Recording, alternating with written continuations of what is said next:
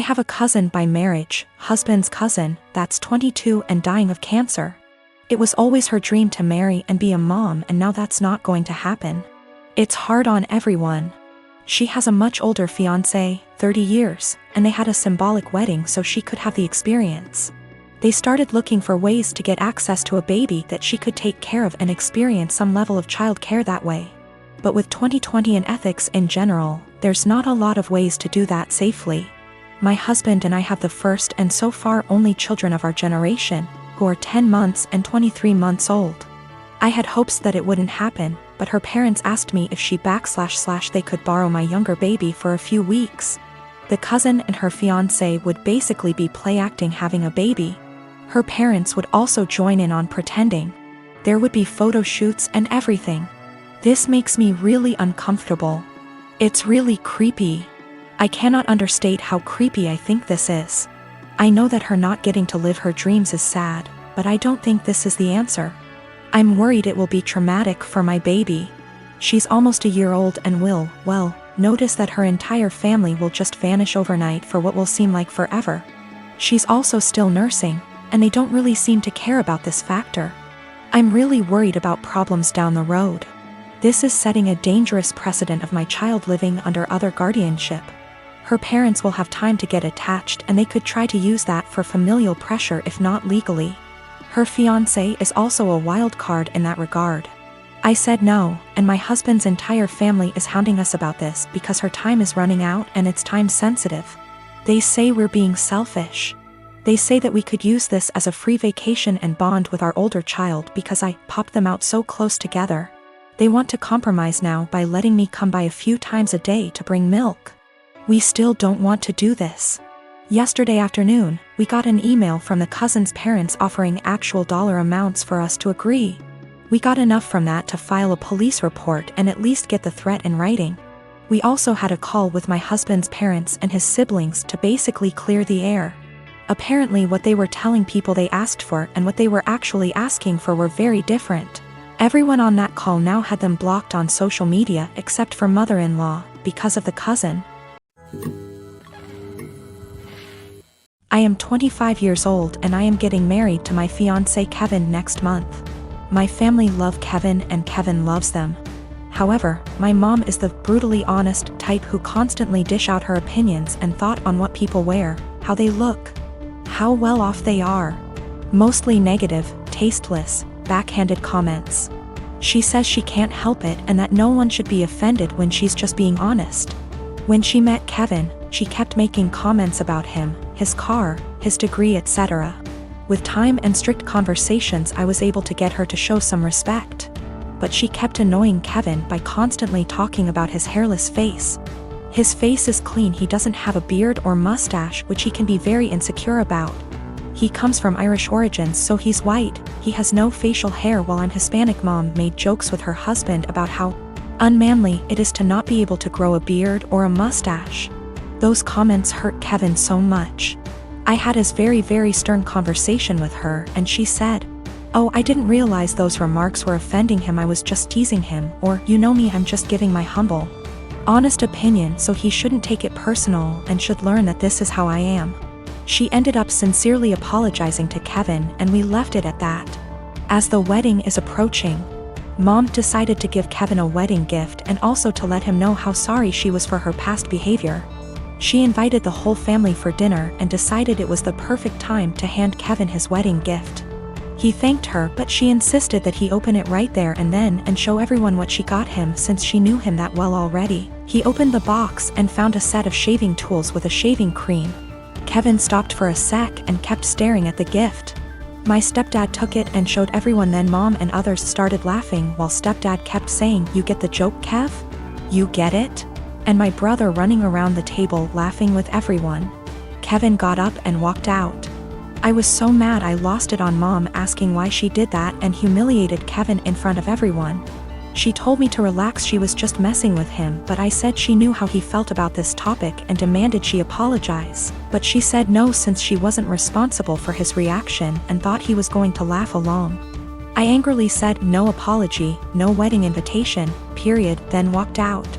She freaked out, tried to say we overreacted to a joke, and my brother said I was crazy to exclude mom from my wedding over something so stupid. He said Kevin should get over it since it was a joke, but I refused to send an invitation and withheld until / unless she apologizes. They think I'm unreasonable choosing this to be my hill to die on, and called me disrespectful for how I treated my mom. I'd like to point out that my brother and stepdad and uncle sometimes take part in teasing Kevin. My brother, who's 31 years old, would sometimes either brag about his goatee mustache in front of Kevin or tell an indirect silly joke about this topic, which would irritate Kevin and just spoil any family gathering we have. But mom is the one who started this whole campaign, and I've already had conversations with her about it. Boyfriend and I have been together for 6 years, work our day jobs together, and also run a side business together. He's my best friend, and despite managing to get past and through a lot together, he hasn't proposed. His family is starting to pressure us to get married, but he said he hasn't decided yet. He has said that he wants to get married and have a ton of kids, so what he means is, he hasn't decided if he wants to marry me. My ego is a little hurt. What else does he need to know that he hasn't already learned in almost 7 years? Is indecision the same thing as a decision in this case? We both started therapy separately very recently to work through some trauma and cope with anxiety. I don't know if I should wait to see if he'll come to kind of epiphany in therapy, or if I should leave and save the decision for him. I love him a lot, and for a long time I saw a future with him. But recently I'm starting to accept signs that he just doesn't love me as much as I love him. How do I know if he loves me or if he just doesn't want to be alone? We don't live together. We won't live together until we are married. He has stayed over for extended periods of time, so we're mostly familiar with each other's habits. We are from different cultures, but I still come from a traditional family, so we have a lot of the same values. I just consider myself to be more independent. I am very uncomfortable with the idea of an ultimatum. I don't like the idea of forcing someone to make a decision out of fear or because they're backed into a corner. My communication skills are something that I'm pretty proud of, to be honest, but it's something that he struggles with. And that's one thing he wants to work on in therapy. I'm working on not projecting my fears of insecurity onto our relationship, even when he isn't communicating properly. He picked me up and I told him that after the conversation with his family, I've been feeling really insecure in our relationship. And if he's unsure if he wants to marry me, I need to know what he's unsure about. I said if we want to have kids, I really can't wait forever. He says that he is sure he wants to marry me, and he might have had a plan to propose. But when I came over, his family completely blindsided him, and now it's awkward, like they've spoiled it. I told him maybe he needs to think about if what we have is what he wants. I just feel it shouldn't be this complicated. Maybe I'm just jaded and bitter at this point and nothing will make me happy. I do believe him. He wouldn't drag me along just for the fun of it. I love him, and our lives are so wrapped up. It's very hard to leave, even if I wanted to. I just wish I could read his mind. I wanted to talk to my therapist before I made any decisions. We both had appointments the following day, and in my session she asked me if I thought I was ready for marriage. I said of course. I've known I wanted to marry him since I asked him to move out with me. 2 years into the relationship and he turned me down. She responded by rephrasing the question.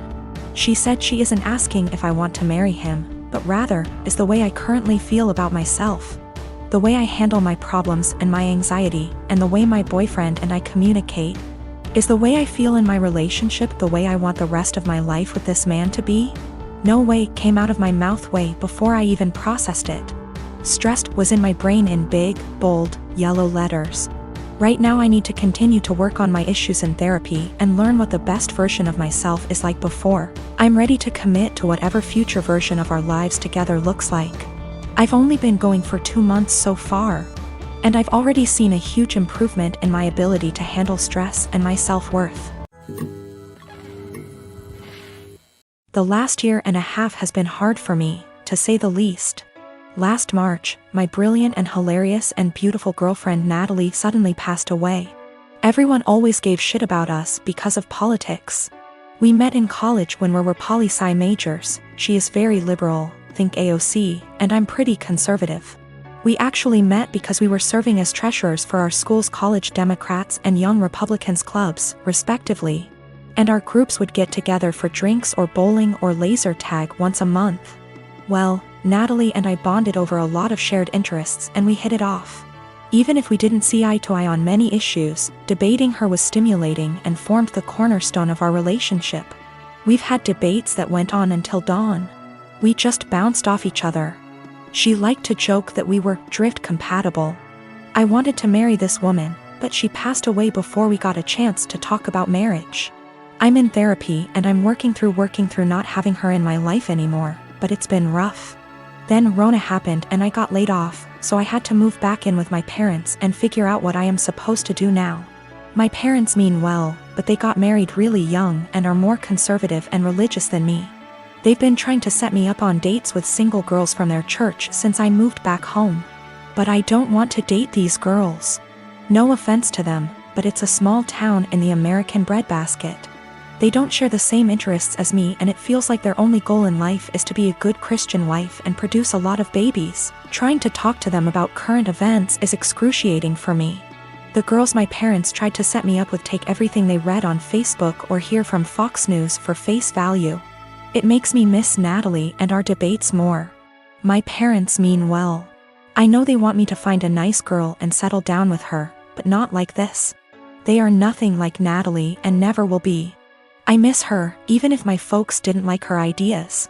But when I told them the other night that I wanted them to stop setting me up on dates with these girls, they freaked out and told me that I needed to consider settling down since I just turned 30. They're good girls from great families, I know that, and my parents like them more than they liked Natalie, but she was my one and only. I don't think it's fair for anyone when I still love her. They are even more angry at me because I told them that I just don't see myself getting married anytime soon. But like I said, Natalie was my soulmate and I just can't see myself being with anyone else but her. Yet, they are insisting that I need to find a woman and settle down and give them grandchildren. We were seriously close to talking about marriage. But around the time she died, it was more like how funny it would be if the bridal party wore blue and the groomsmen wore red because the bride is a Democrat, and the groom is a Republican / Romeo and Juliet deal. I wish we got to do that. Natalie thought it was hilarious.